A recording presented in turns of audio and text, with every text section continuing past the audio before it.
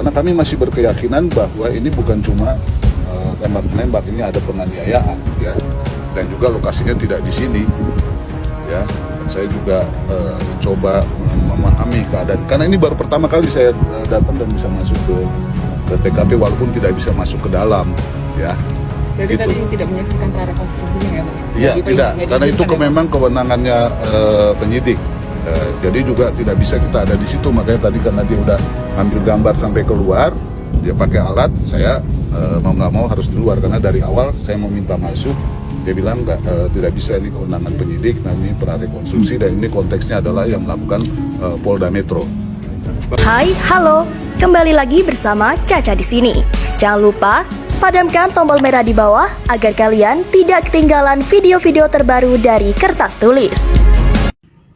Siapa pria keturunan yang disebut-sebut terlibat pada kasus kematian tidak wajar Brigadir J? Kuasa hukum sebut ada hubungannya dengan CCTV. Perlawanan pihak keluarga Brigadir Nofriansah Joshua Huta Barat atau Brigadir J melalui kuasa hukumnya terus berlanjut. Sabtu 23 Juli, perjuangan keluarga Brigadir J pun tidak main-main. Sampai saat ini, sejumlah temuan-temuan yang dianggap janggal pada kematian Brigadir J pelan-pelan diungkap ke publik. Terbaru, pengacara keluarga Brigadir J Kamarudin Simanjuntak membeberkan pernyataan baru soal kasus tersebut. Pengacara keluarga Brigadir J yang mengungkapkan bahwa akan ada tersangka baru atas kasus yang menyebabkan kematian almarhum Brigadir Nofriansah Joshua Huta Barat. Hal itu disampaikan pengacara saat didampingi keluarga Brigadir J ketika memberikan keterangan kepada tim penyidik tindak pidana Barreskrim Polri di Mapolda Jambi. Ya pasti dong, karena ada orang yang ditugaskan untuk melucuti dekoder CCTV di perumahan perwira polisi itu. Tapi bukan polisi, ujar Kamarudin saat di Mapolda Jambi ketika dampingi keluarga Brigadir J Jumat 22 Juli malam hari. Dijelaskan, orang yang terlibat melucuti dekoder CCTV itu pasti disuruh oleh orang besar, sebab dekoder CCTV itu diambil dari lingkungan perumahan polisi. Ya pasti ada yang suruh untuk melucuti dekoder itu, katanya. Sampai saat ini hal ini menjadi sebuah pertanyaan besar bagi Kamarudin, menjadi sebuah teka-teki di balik kasus tersebut. Nah, pertanyaannya, siapa yang melucuti dekoder CCTV itu? Tentulah yang menyuruh ini bukan orang biasa, melainkan orang itu petinggi dan besar. Namun dari keterangan itu tidak menyebutkan siapa pelaku yang melucuti dekoder CCTV itu. Ia hanya sekedar mengatakan adanya dugaan keterlibatan warga keturunan yang disuruh untuk melucuti dekoder CCTV itu. Namun untuk saat ini ia tidak bisa menyebutkan siapa warga keturunan yang terlibat dalam kasus tersebut. Saya tidak bermaksud saran. Namun ada dugaan warga keturunan, katanya. Selain itu ia katakan jika proses pemeriksaan yang dilakukan belum usai, dirinya masih menunggu dari pihak penyidik. Nanti pemeriksaan belum selesai, saat ini penyidik masih istirahat, makan dan sholat. Nanti selesai kita kasih tahu. Tunggu ya.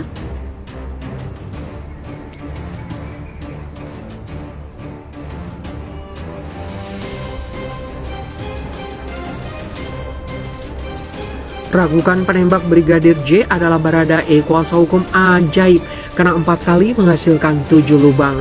Kuasa hukum keluarga Brigpol Nofriansah Joshua Huta Barat alias Brigadir J menyaksikan atau meragukan kronologi kematian korban.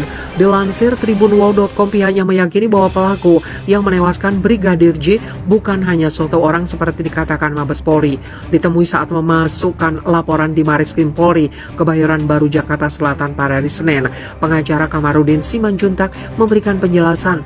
Dalam kesempatan tersebut, keluarga diwakili pengacara melaporkan 3 dugaan terkait pembunuhan berencana, penggelapan dan peretasan. Adapun tersangka yang dilaporkan dalam delik karena keluarga tidak mau tergesa-gesa menuding pihak yang mungkin tidak bersalah dalam hal ini Baradae.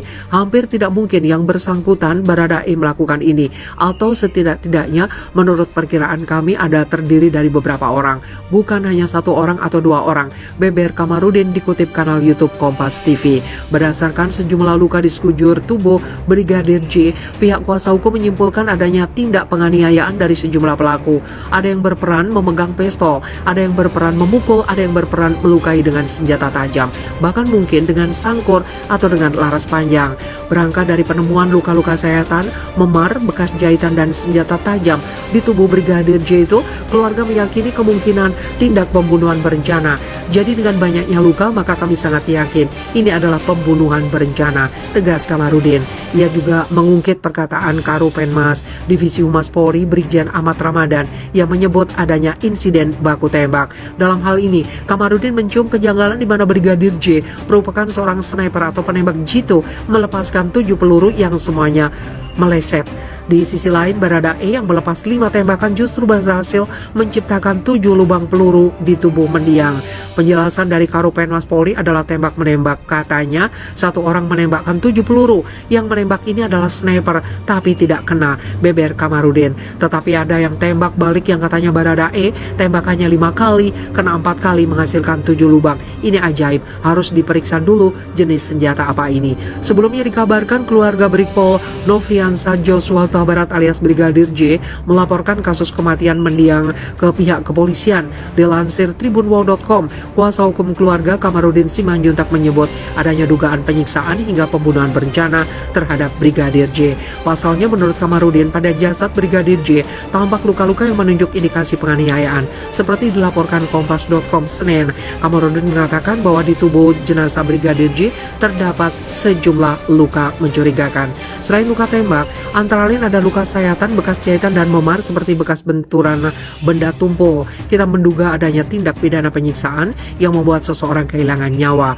Luka-luka itu tersebar di bagian wajah, mata, hidung, dan mulut, kemudian di bagian belakang telinga hingga hidung. Bahkan bagian jari tangan Brigadir J dikabarkan patah, sementara ada bekas luka juga di kaki kanan. Padahal dalam keterangan pihak kepolisian, Brigadir J tewas setelah terlibat baku tembak dengan Baradae di rumah Kadif Propam Irjen Verdi Sambo. Padahal yang saya lihat video adalah justru dia disiksa, dianiaya dan disayat-sayat pakai benda tajam, begitu ditembakkan gitu, beber Kamarudin. Ia juga mengaku sanksi mengenai tudingan bahwa Brigadir J melakukan pelecehan dan penodongan pada istri Kadif Propam. Dilaporkan bahwa aksi tersebut kemudian diketahui Baradae hingga memicu aksi saling tembak yang menewaskan Brigadir J. Intinya, ini kan mereka bilang pelecehan, padahal ini cuma narasi tanpa ada bukti pelecehan. Kemudian disebut tembak-menembak, tapi tidak ada bukti tembak-menembak. Karenanya, pagi ini Kamarudin ditemani rekannya Jason Simanjuntak melaporkan 3 poin dugaan kasus tersebut. Membuat laporan polisi tentang dugaan tindak pidana pembunuhan berencana sebagaimana dimaksud pasal 340 KUHP, tindak pidana junto pembunuhan sebagaimana dimaksud pasal 338 KUHP, pidana junto penganiayaan yang menyebabkan matinya orang lain.